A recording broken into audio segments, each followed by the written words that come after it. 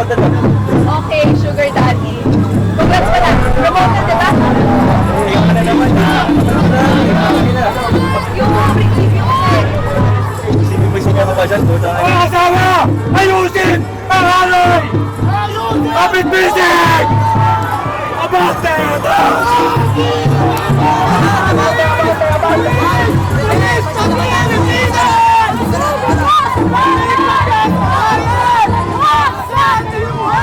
Ayos sa kapit bisig! Dito po!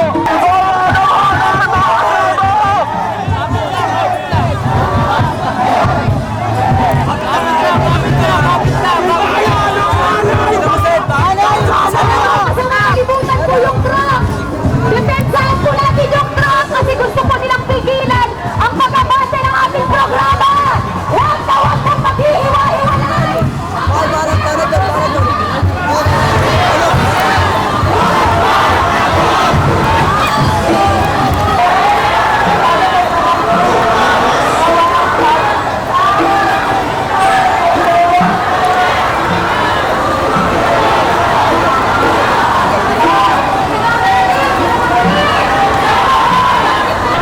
Correct na kongresista!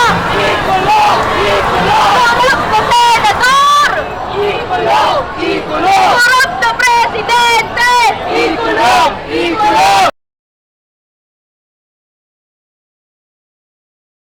Oo, anong masasabi niyo sa kanina? Wala eh. Dami nangyari. Dami nagbago. Dami rin hindi. Tingin nyo ano yung kahinaan tsaka kalakasan ng rally natin? Kalakasan talaga. Tangina yung tindig ng kompo kanina. Lupit talaga, Ben. Wala eh. Sobrang Nabutas natin, di ba? Nabutas natin. Nakita ko kanina parang tatlo eh. Tatlong Intel. Dali, masulat ko ngayon. Itong Intel. Bye. Tingnan mo. Saan sila nakapwesto? Kaso wala, ang dami talagang pulis. Over sa pamamasista na naman, yan sila. Eh, ano pong mga dala lang natin? Mga panawagan Tawagan. naman. Ako Sila. sila. Takot pala. Over, Sobrang diba? takot. Takot talaga, mamang pulis.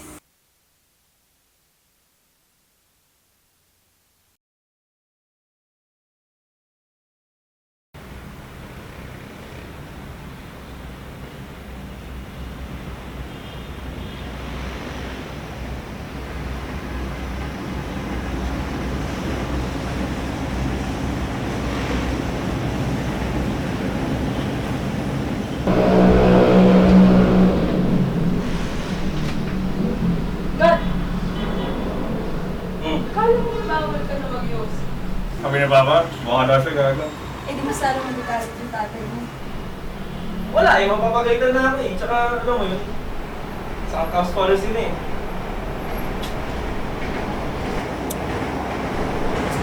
Oh, ngayon ko nagkisimusukan ng mga purpose ito. Yung oras mo nga pang komisyon yun. Pupunta na ngayon sa pagkain ng pagkain. Lilita, kumusta? Yun, hinahanap yung paborito ng anak. Tanong ka mo, ano raw yung susunod na ulam. Sabi mo sa kanya, sanggip sal. Okay na mo rin eh. Naghihirap na nga kami sa gupsal pa. Joke lang naman eh, puta na na. Alam mo, happy birthday sa kanya. Ako naman yung libre na alam sa kayo.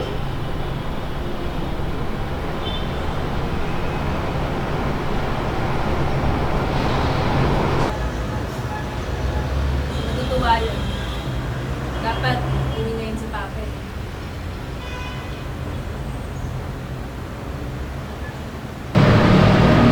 Gusto na ba siya? Dalawa pa rin yung trabaho. Isang kontrata. Huling tawag namin sa kanya, sabi niya,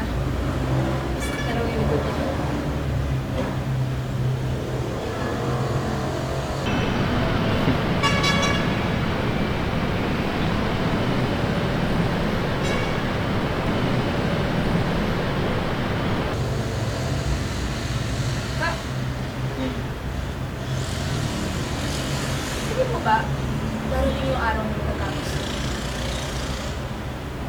Yung araw na nagkaroon ng hustisya,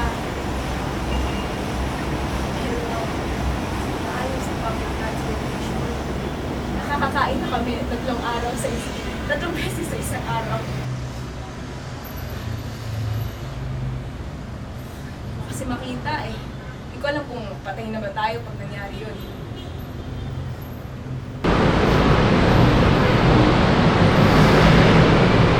Ewan ko. Basta ako, hindi ako mahuli na umunganga. Walang ginawa. Bahala na.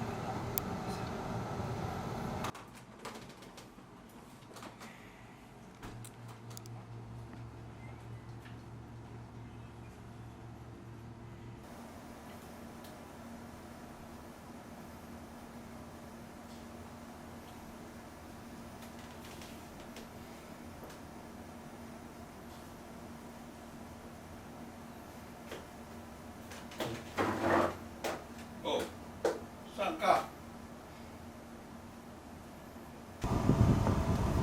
Sabi ko, saan ka?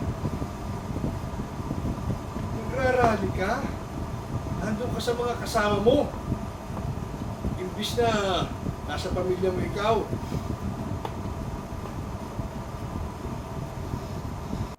Tumingin ka sa akin pag kinakausap kita. Bastos!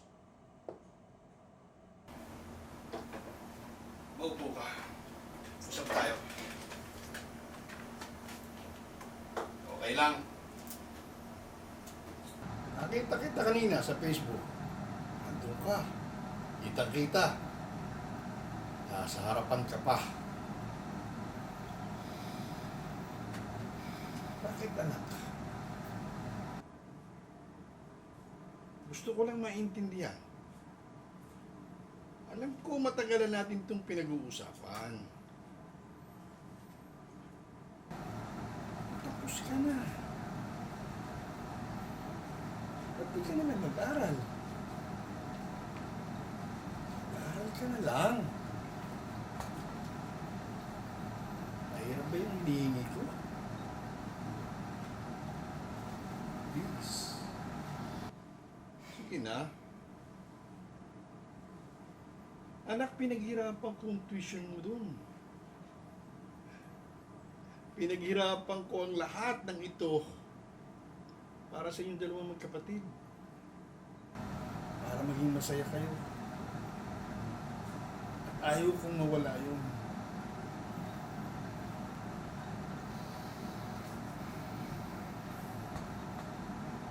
Nasa top university ka. Pero lahat ng yun, sayang kung uulihin ka. Hindi mo matutupad lahat ng plano mo sa buhay. Patay ka na.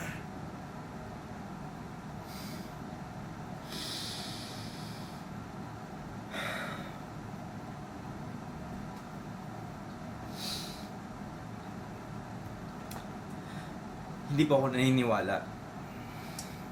Ano?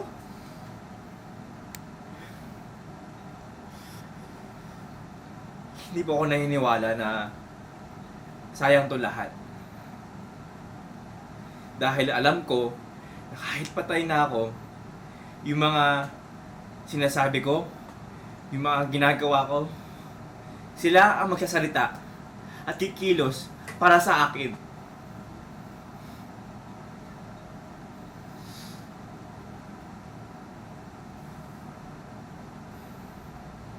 Anak,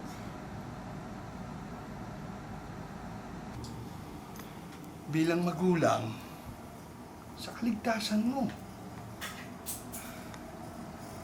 sana intindihin mo ko. Try mo kayong mag-isip para sa sarili mo. Subukan mong kumalma. Try mong bahala na lang. Alam mo pa, matagal na kitang naiintindihan. Pero, kayo po yung hindi umiintindi sa akin eh. Kasi, hindi ko kaya. Hindi ko kaya talaga na tumunganga na lang habang nasusunog ang mundo. Alam ko, lalo-lalo na ako, alam ko gaano kabigat lahat ng ginagawa niyo para sa amin. Alam ko, kaya ako lumalaban eh, kaya ako doon. Kaya ako doon pero kailangan mong alalahanin, kailangan yung talagang matatak sa isip nyo na sarili din akong tao. May sarili akong gusto, may sarili akong personalidad, may sarili akong mga responsibilidad, may sarili akong pangarap, may sarili akong tuntunin. At wala na, hindi na sapat ang magsalita. Hindi na sapat ang magsalita, ang umalam lang at mag-aral natin. Para saan pa yan lahat kung wala tayong ginagawa? Kailangan natin kumilos. Anak, wala ba akong karapatang magsalita? Wala ba akong karapatang magprotesta? Sige, alam ko na kahit anong gawin ko, wala na akong magagawa. Pero hindi ba ako pwede magpahayag ng saloobin ko na ayaw ko lang na mawala ka, katulad ng ina mo na nawala sa amin? Na ayaw ko lang harapin yung tagpo na isa na naman sa atin ang nasa kabilang dako ng kabaong. Anak, sa bawat paglabas mo, nananalangin ako kung sino mang nandyan. Lalong-lalo na pag nakikita kita na nandun ka. Isipin mo naman kami ng kapatid mo, anak. Please.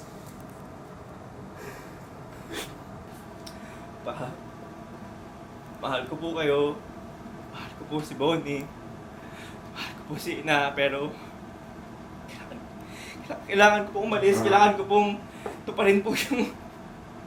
Kailangan ko po andyan. Kailangan ko po umalis. Kailangan ko umalis. Tara! Ako na po pa. Diyan ka muna.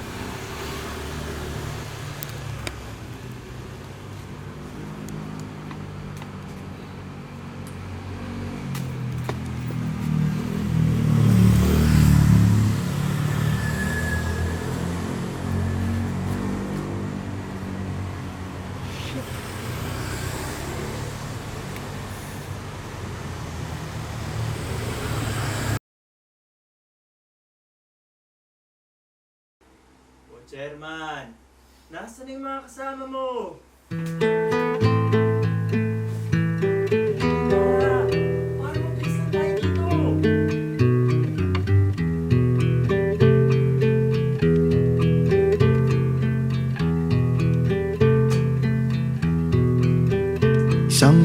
umaga, napakaaga. Bella ciao, bella ciao, bella ciao, ciao, ciao. Isang umaga, nakaengkwentro ng pasistang sundalo o partisano, ako'y akayin. Bella ciao, bella ciao, bella ciao, ciao, ciao. Partisano ang aking buhay, ramdam ko'y pumapanaw.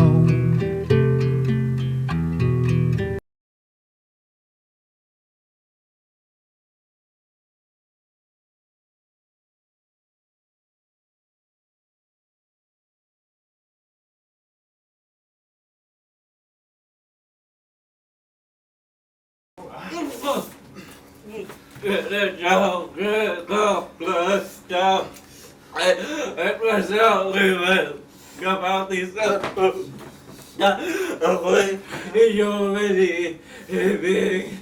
Ayaw mo na?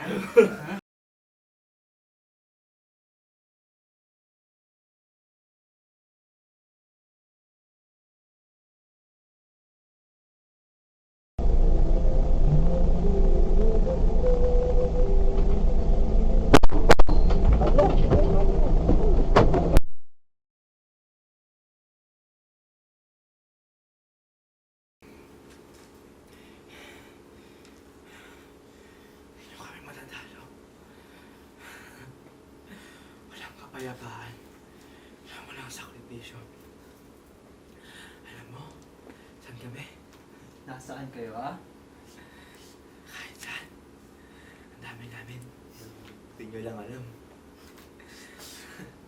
Nasa Maynila kami. Nasa Quezon, nasa Cagayan, nasa Davao. Kami, ang mga kapitbahay nyo, mga anak nyo, mga kapatid ninyo. Ang masa, hindi nila alam. Nasa laban na sila. At ang laban, ang linya, kalat. Bawat araw na dumadaan, darating ang tulong ng pamamasisma nyo. Kasi alam nyo na pag tumigil kayo sa kakasakal sa amin, magtutuluyan namin kayo. Talaga ba? Eh kung ikaw ang tuluyan namin. Mananalo kami. Talaga? Sige nga. Bakit? Ang tao, ang bayan, ngayon ay lumalaban